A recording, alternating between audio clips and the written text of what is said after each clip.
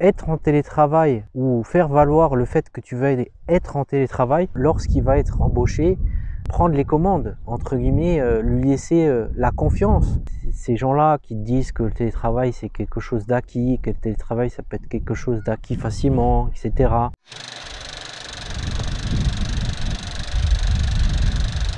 Dans cette vidéo, on va parler du télétravail pour les développeurs. Y a-t-il des avantages, des désavantages? Est-ce que être en télétravail est-il possible pour toi en tant que développeur? Est-ce que ne pas être en télétravail est positif pour les entreprises? Tu peux te poser ce genre de questions si toi tu es développeur, peut-être que tu es recruteur, et on va répondre à tout ça dans cette vidéo. Donc dans cette vidéo, elle va être sans filtre. S'il y a des blancs dans la vidéo, il faudra que tu t'y fasses avec. Et justement, on va parler de ce sujet et de ce que la plupart des gens aussi croient en télétravail. Donc en premier lieu, c'est de croire que en tant que développeur, ils sont forcément obligés de faire du télétravail. En tant que développeur, ils sont peut-être obligatoirement en télétravail. Ça peut être une erreur que beaucoup font lorsqu'ils se lancent dans le développement. Mais justement, on va parler de cette idée, cet avis que tu peux avoir. Et que ce que la plupart des gens croient, c'est que en tant que développeur, on pourrait avoir du télétravail comme ça facilement et tout ça. Alors je voudrais répondre à cette question dans cette vidéo par rapport à tout ça. Et d'abord parler à ce niveau-là, est-ce que tu peux être en télétravail? Est-ce que finalement, est-ce que les entreprises vont t'accepter en télétravail comme ça parce que tu es développeur, etc. Alors ce qu'il faut comprendre déjà, si tu es développeur junior ou développeur qui vient de se lancer, un développeur qui vient de sortir d'école, un développeur qui voudrait en fait peut-être se lancer dans le développement, être en télétravail ou faire valoir le fait que tu veuilles être en télétravail, ça va être légèrement, on va dire, compliqué. Pourquoi ça va être compliqué pour toi? Alors si tu comprends bien les choses, je vais te donner un exemple simple. Imaginons que toi, tu viens de démarrer dans un travail, peu importe, c'est pas développeur ou quelque chose comme ça, et que tu voudrais, par exemple, faire de la cuisine chez un cuisinier, par exemple, ou dans une grande boîte, dans une boîte de gastronomie, une boîte, par exemple, ça peut être simplement un restaurant, etc. Est-ce que si tu sors, par exemple, d'un bac pro, ou si tu sors, par exemple, d'un stage, est-ce que facilement on va te laisser, par exemple, je sais pas moi, cuisiner le plat du chef sans que pour autant on t'ait vu, d'accord, ou on a vu ce que tu es capable de faire.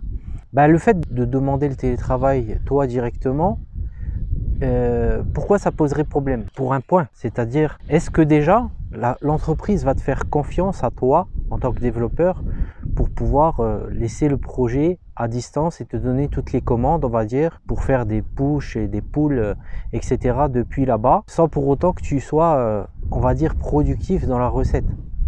Donc ce qu'il faut se dire quand tu es développeur qui démarre, pouvoir prendre les commandes sur un projet ou se lancer dans un projet en télétravail, ça peut laisser les entreprises, on va dire, rédhibitoires par rapport au fait que tu peux te retrouver comme ça, un peu laissé pour compte ou à l'abandon ou non productif. Et c'est ça qu'il faut que tu te dises en tant que développeur, parce que la plupart des gens, ils pensent que quand ils vont se lancer dans le développement, ça y est, ils vont avoir tout de suite le télétravail, etc. Et qu'on va leur donner leur confiance comme si on donnerait la confiance à sa propre mère ou à quelqu'un de sa famille. Ben non, il va falloir quand même que tu fasses tes preuves. Et si tu vas démarrer, par exemple, si tu es développeur, maintenant, on va passer sur le cas du développeur senior, même pour un développeur qui est plus avancé que toi, qui a déjà fait de l'entreprise, qui a déjà été dans des projets peut-être avec des équipes, etc. Est-ce que lui aussi, ils vont le laisser directement, lorsqu'il va être embauché, prendre les commandes, entre guillemets, lui laisser la confiance pour pouvoir faire la recette de l'entreprise, c'est-à-dire parce que l'entreprise, elle veut que tu sois productif, elle veut que pour l'argent que tu lui donnes, qu'il te donne, pardon, tu sois rentable. Et ça, c'est une chose que l'entreprise, il va falloir que tu sois quelqu'un qui gagne leur confiance, d'accord, qui gagne la confiance de l'entreprise pour laquelle tu vas travailler. Alors, que tu sois développeur junior ou que tu sois un développeur senior, pour le télétravail, il va falloir surtout gagner la confiance de l'entreprise. Et ça, c'est très important. Aussi, il va falloir aussi que tu sois un peu un spécialiste de ton domaine, on va dire, de la technologie de l'entreprise. Si une entreprise a une stack technique, il va falloir aussi que tu sois un peu, on va dire, un spécialiste de cette stack technique pour que l'entreprise puisse te donner la confiance. Alors avant de continuer dans cette vidéo, j'aimerais aussi te laisser un petit kit de réussite si jamais tu es nouveau. Tu peux le télécharger dans la description si jamais tu es intéressé. Je te laisse le lien en dessous. Et maintenant, par rapport à ce que je voulais te dire aussi par rapport au télétravail, est-ce que c'est un avantage d'être en télétravail? Pour toi, par exemple, qui peut être développeur senior ou même développeur junior. Alors, ce qu'il faut savoir là-dessus, c'est que être en télétravail, ça peut être à la fois un avantage. Un avantage pourquoi? Quels sont les avantages à être en télétravail si jamais tu es développeur? Le premier avantage, bien sûr, c'est de pouvoir travailler depuis chez toi. De pouvoir éviter de faire des trajets le matin. De pouvoir, par exemple, partir, entre guillemets, à l'heure où tu veux à ton bureau, puisque ton bureau sera ton domicile ou chez toi ou là où tu télétravailles, peu importe. Tu peux aussi très bien travailler depuis, je sais pas moi, un hôtel, depuis chez quelqu'un d'autre, depuis chez ta grand-mère, peu importe. Et ça, c'est aussi un des avantages. Par contre, dans les avantages, il y a aussi des règles à suivre. Il va falloir aussi que tu te disciplines. Et donc, l'avantage, c'est de pouvoir donner sa propre discipline aussi. Donc, ça peut être aussi un grand avantage pour toi d'avoir ta propre discipline pour pouvoir travailler. Bien sûr, ce qu'il faut comprendre aussi, c'est que tu devras aussi faire en sorte d'être aligné avec l'entreprise s'il y a des réunions le matin, etc. Donc, il va falloir quand même avoir de la discipline, mais en fonction des agréments que l'entreprise a mis en place dans le règlement de la société lors des réunions, etc. Et ça, il va falloir le prendre en compte aussi. Après, est-ce que ça a un désavantage d'être en télétravail? Alors le désavantage, ça va être peut-être que tu n'auras peut-être pas accès aux gens directement, de pouvoir poser des questions directement sur le projet, de pouvoir communiquer directement avec les autres personnes qui peuvent être à côté de toi, de ne pas aller directement dans l'entreprise. Si par exemple tu travailles pour une entreprise, je sais pas moi, tu peux travailler pour une entreprise qui est un cabinet de recrutement, une entreprise qui est une ESN ou directement chez ton client. Ou par exemple, tu peux travailler pour une boîte qui fait des projets pour des gens ou une boîte qui a son propre projet, qui a sa propre, on va dire, start-up, sa propre scale-up. Et dans ce cas-là, il va falloir peut-être communiquer dans la journée pour échanger, etc. Après, tout dépend de l'organisation de l'entreprise. Dans les deux cas, le télétravail peut être une possibilité, mais ça va être une question d'organisation.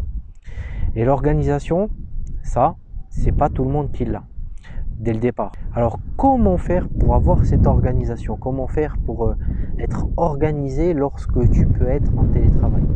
Parce qu'il y a deux sortes aussi de télétravail.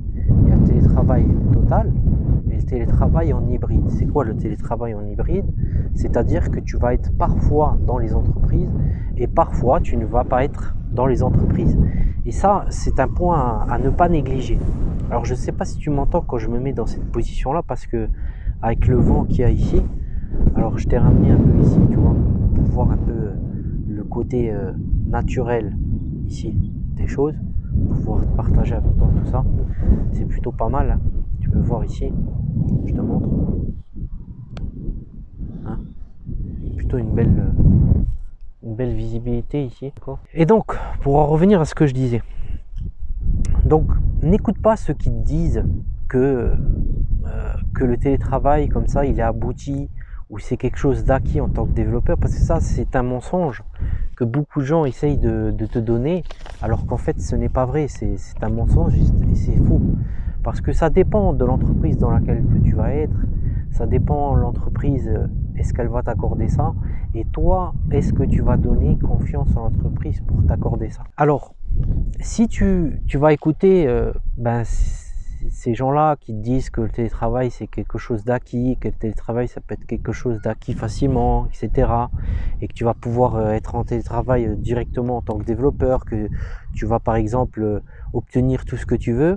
Ça, si jamais tu ne l'obtiens pas, si jamais tu ne réussis pas à obtenir ça, ou même que tu espères cela, si jamais tu es étudiant, ou même si tu es un développeur senior, ça peut te porter préjudice. Pourquoi? Parce que ça va t'empêcher d'avancer, peut-être te casser le moral. Et donc, ça va aussi nuire à ta productivité en tant que développeur pour évoluer, pour essayer de trouver des missions et aussi pour te motiver à trouver un travail qui va être dans ta zone géographique. Hein. Parce que si tu comptes que sur le télétravail et que tu n'as pas pris en compte ta zone géographique pour pouvoir te déplacer, pour pouvoir aller chez ton client, pour pouvoir proposer tes services, etc., tu vas peut-être te lancer dans quelque chose, au final, dans des études, etc., pour qu'au final, tu n'obtiens pas ce que tu veux. Et dans la vie, on n'obtient pas toujours ce qu'on veut. Par contre, c'est quoi la solution pour avoir le télétravail? C'est d'abord de bien réfléchir où est-ce que tu veux aller. Est-ce que tu as fait les choix des bonnes technologies dans le domaine que tu veux postuler, dans les entreprises dans lesquelles tu veux postuler? Est-ce que tu cherches au bon endroit lorsque tu fais tes recherches d'emploi, tes recherches pour trouver par exemple une mission quelque part? Est-ce que tu as trouvé les bonnes entreprises qui proposent ce genre de service dans un premier temps? Déjà, si tu vois que c'est tout le temps de télétravail sur site, si tu veux devenir télétravailleur, il va falloir éviter ce genre d'entreprise. Tu vas plutôt choisir des entreprises qui sont un peu souples dans leur process. S'ils proposent tout de suite du télétravail hybride, déjà ça peut être déjà une bonne alternative. Tu vois quand même qu'ils sont ouverts. Donc à partir du moment où tu trouves une entreprise qui est un peu ouverte comme ça, il va falloir te positionner dessus. Et non pas te positionner sur des entreprises où il y a du travail que sur site. Après, tout est négociable. Tout est possible, on va dire, si tu as de l'expérience, si tu as une stack technique qui est forte, si tu as fait bonne impression dans l'entreprise, si tu as donné la confiance, si tu as su bien négocier avec eux lors des entretiens, etc., oui, tu peux encore négocier le télétravail, mais encore faut-il avoir les bonnes questions, avoir les bonnes réponses lors des entretiens techniques. Et c'est là où il va falloir travailler là-dessus en tant que développeur. Il va falloir quand même que tu travailles là-dessus. Tu ne te laisses pas justement aller postuler un peu partout, essayer un peu par là, essayer un peu par là. Non, il va falloir que tu réfléchisses. Aussi, il va falloir réfléchir aux technologies que tu apprends. Parce que même que tu es dans une région, même si tu n'es pas en télétravail total, il va falloir quand même que tu vois en compte les distances, par exemple. Est-ce que tu vas pouvoir aller là-bas? Et peut-être par la suite aussi, la technique c'est quoi? C'est par la suite, une fois que l'entreprise t'a fait confiance, une fois que tu as été plusieurs fois dans l'entreprise, une fois que tu as commencé avec eux à avoir la confiance, peut-être qu'ils t'accorderont le télétravail. Parce que la solution c'est aussi ça. La solution c'est d'aller justement dans des entreprises, déjà de se faire recruter. Et après, tu sais, une entreprise, si elle a quelqu'un dans son projet, elle n'a pas envie de la voir partir, surtout si c'est quelqu'un qui travaille, qui est productif, qui connaît bien le projet. Parce qu'embaucher un développeur, ça demande tout un process, ça demande une intégration, ça demande de rentrer dans des projets, notamment dans des projets qui sont un peu complexes ou des grosses boîtes. Et ils n'ont pas envie de perdre des développeurs. Donc, du fait là, après, tu peux encore négocier et dire, mettre un peu la pression et dire, voilà, moi je suis prêt à rester avec vous, mais moi j'ai d'autres propositions, etc. Est-ce que vous êtes prêt à me laisser maintenant un peu plus de liberté, un peu plus de télétravail? Voilà, on essaye. Si ça va, vous voyez qu'on fonctionne bien, est-ce qu'on peut continuer comme ça ou est-ce qu'on peut évoluer vers du télétravail? Et au final, toi, tu vas avoir justement peut-être le gain de ça, le gain d'avoir demandé, et justement, toi, tu auras le gain d'avoir le projet avec eux, d'avoir déjà pied avec eux pour pouvoir te donner plus de confiance, plus de liberté. Et c'est ça que tu dois jouer là-dessus, c'est ça la solution. C'est pas de se fermer et de dire voilà, c'est foutu pour moi. Non, il faut que tu étudies tes zones géographiques, il faut que tu étudies sa stat technique et voir s'il va avoir une possibilité par la suite déjà d'aller simplement dans l'entreprise, que ça soit facile pour toi, les déplacements, etc. Et de ne pas rester dans une position où tu vas être fermé et que tu ne pourras pas justement te déplacer pour aller dans les entreprises et donner ta confiance à l'entreprise. Parce que tôt ou tard, cette entreprise, elle te donnera plus de confiance. Alors, confiance en toi, tu sais, c'est un peu comme quand on a quelqu'un qui fait un bon travail, on l'a avec lui, on n'a pas envie de le perdre. Et donc, du coup, on va lui donner un peu plus de liberté. Après, si tu vois qu'ils sont complètement fermés et que ça ne te plaît plus, ben peut-être de trouver une autre boîte, de trouver un autre travail. C'est pour ça que les développeurs aussi, en général, ils restent pas non plus des années et des années. Ce qui les donne envie de rester avec leur entreprise, c'est aussi le fait qu'ils ont aussi des possibilités avec eux et qu'ils fonctionnent bien avec eux. Et qu'ils aient la possibilité justement de pouvoir switcher en télétravail. Et parfois, tu sais, il y en a qui ont commencé comme ça sur site, puis ils se retrouvent un jour en télétravail parce qu'ils connaissent bien le projet, parce qu'ils connaissent bien ce qu'ils font entre eux, etc. Et ça, c'est le plus important pour toi. Et c'est ce que je voulais dire ici par rapport au télétravail. C'est oui, le télétravail, ça a des avantages et le télétravail, ça a des inconvénients. Oui, il y a une possibilité d'être en télétravail, mais il faut s'en donner les moyens. Il ne faut pas rester fermé dans sa coquille et dire voilà, il n'y a plus de télétravail, etc. Non, tout est possible. Tu vois beaucoup de gens qui sont en télétravail, qui revendiquent le télétravail, qui arrivent à obtenir le télétravail, mais il faut avoir les bonnes méthodes, les bonnes solutions pour ça. Et surtout, il faut savoir se positionner, et que ça soit géographiquement pour toi ou que ça soit dans ta stack technique. Parce qu'il faut regarder les emplois, etc. et voir ce que toi tu veux vraiment. Parce qu'il ne faut pas se fermer à une stack technique ou à une technologie. Ça, c'est ce qu'on te vend au début. Quand tu te lances dans le développement, on te vend oui, il y a du travail, oui, tu vas pouvoir télétravailler depuis chez toi, etc. Mais ça, entre guillemets, c'est du rêve au bout d'une canne, d'accord? Et c'est pas comme ça que tu vas évoluer, c'est pas comme ça que tu pourras te faire recruter, et c'est pas comme ça que tout le monde démarre à la base.